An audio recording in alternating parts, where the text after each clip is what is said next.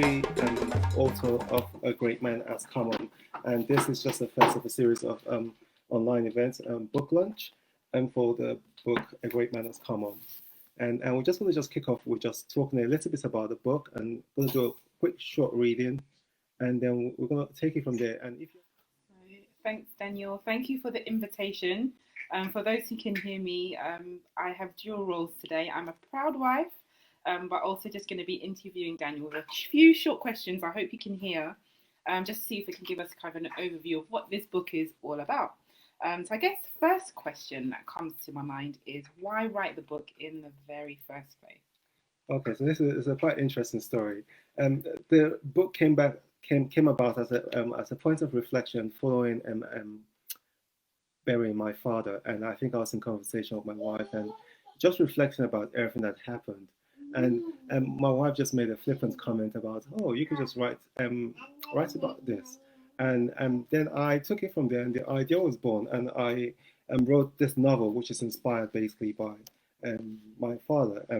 It's not the true story, but some of the events are inspired by my father's life, and that's where it's come from. So thank you for sharing that with us, and thank you for clarifying that the people in the book are not real, although sometimes when you read things like this, it really makes you think, are you talking about someone's uncle, auntie, or family members? But I guess it shows how close it holds true to what we experience. So you've got the book launch today. What comes next? I think it's quite a tricky thing, yeah. Like you said, I just have to put a disclaimer out there that so nobody sues me.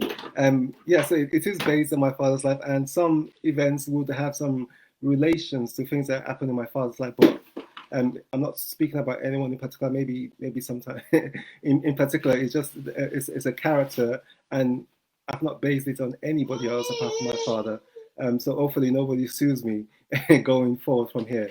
But in terms of what comes next, I think I might have to ask what you meant in relation to what comes next. So I mean, in terms of, you've got book launch, are there any other events that we can expect lined up? Yeah, so hopefully I'll be working in conjunction with Olympia to arrange a few more promotional events in the upcoming future. This is just basically the first book launch, just the first of a series of events, and we're going to do a few more things. And I'll keep you posted on my social media pages, on my Facebook page, on my Instagram, and also private messages. Yeah, so look out for it. Thank you. So, I mean, you've mentioned in your book a few common themes that we experience in different cultures, but I guess specifically to the Nigerian culture. Could you talk a little bit about them, specifically about death, funerals, family interactions, the kind of problems or issues that we might face? What I felt I really wanted to highlight and write in this book was how I'll probably introduce a word that many of us who are Nigerians are probably familiar with, called the Nigerian Factor. How basically things which are meant to be straightforward are not straightforward, and I felt it's probably a story that a lot of people can relate to. That many people that in experiencing death in their family realize things are not as straightforward, and surprised to find actually that in the case of the story, the nefarious characters and factors are present as the story progresses along, and it's quite interesting in something so simple as death. We're all born and we all eventually die, and hopefully we all bury our loved ones in some way or the other. But the fact that in something just so simple, there are nefarious characters along the way. Brilliant. So, I mean, as you were speaking there, I think I just heard the title of your next book. I think it's going to be called Nigerian Factor. You heard it here first. Nigerian Factor by Daniel Osigbe. I'm going to purchase the first copy.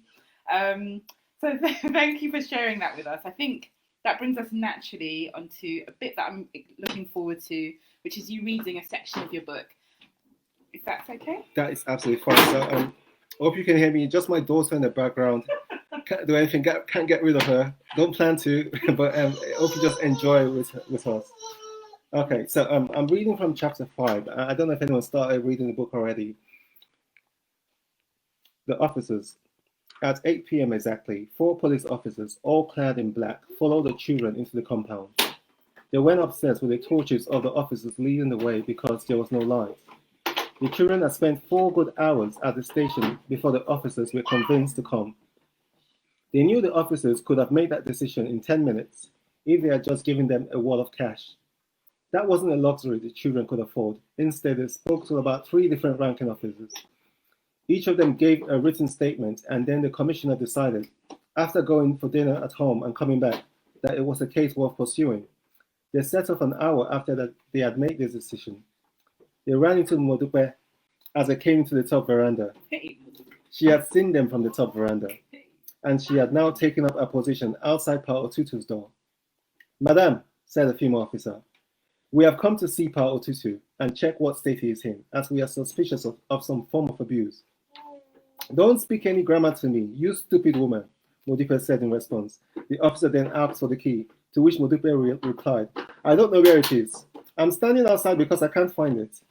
As the officer started to warn Modupe about her failure to cooperate, she lunged at her and started raining blows on her. The other 3 officers, 1 other woman and 2 men, stepped in, picking her off the female officer and restraining her. Then Modupe started crying. He was handcuffed while one of the male officers, tired of the delay and thinking he needed to go home for dinner, kicked the door down with his boot. There lay Pa Otutu, who drew down the side of his mouth, half naked except for a wrapper around his waist. And when the light flashed on the bed, it looked like he had been doubly incontinent. He had not been able to go to the loo. At first, they were not sure if he was alive, but he was making respiratory efforts on closer inspection. Each of the children filed into the room. Even Modupe followed them with her hands cuffed behind her back.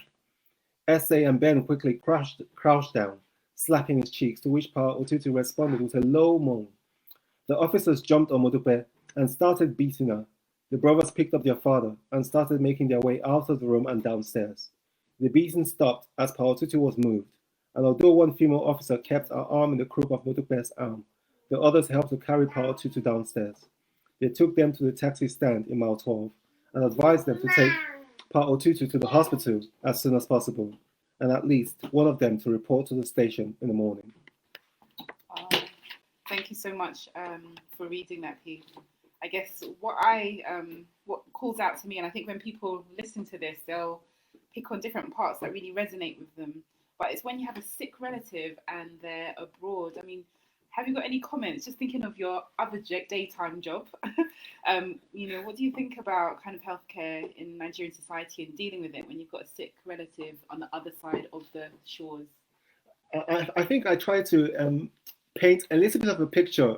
I once read somewhere that kind of like a good novelist doesn't try to provide answers, but rather questions. So I try to paint a little bit of a picture in the book, just describing Pa Otutu's experience in the hospital where he's admitted, and you see a little bit about the attitude of the healthcare workers that are looking after him, and also looking at you see a little bit about a lot of the factors that actually affect his care during his stay in the hospital and how he's treated. And so I'll leave you to make up your mind. But yeah, it's can be difficult, but also very interesting. Thank you. So I'm not sure if to call that diversion, but like you said, a good novelist gives us more questions. Thank you very much. So, one of the things that I know you're really into is education and encouraging children to pick up a book. I know you're a fan of giving your nephew Shakespeare to read. What would you say to the next generation who maybe haven't thought about writing, but actually have a lot of a story to tell? I'll say that this book is proof that you can do it. If I did it, anybody can do it. What I would say, the hardest part is just the persistence. But what I think about in writing is thinking about writing. A good novel is basically like telling a good story, and my advice would be write the story like you're telling it to yourself. And chances are, if it sounds good to you, it probably might sound good to somebody else. So I think that's the best advice I can give. Yeah. Thank you so much. So I think we're coming maybe close to the end of this kind of brief book launch, but we're looking forward to a lot more. I think one of the most important questions actually is, where can we get this book from? If you haven't got it on your bookshelf already, you should be wondering how you're going to get hold of this book. Can you let us know? Well, that's a very good point. We're in the midst of a national lockdown at the moment, so I think you've got some downtime to read. You can get this from Amazon, from Waterstones, That's both online and at a bookshop as well, and also from the Olympia publisher website as well. If you want a signed copy, just send me an email. Also, you can message me on my Facebook, on my Instagram, and get at me, and I'll send you a signed copy, and we can sort out the other bits later. But I think there's going to be a lot of opportunity for reading, and I think definitely get one for yourself, get one for your mom, for your dad, your sisters, your girlfriend, your boyfriend, your husband, your wife, and yeah, get one for everyone. Thank you.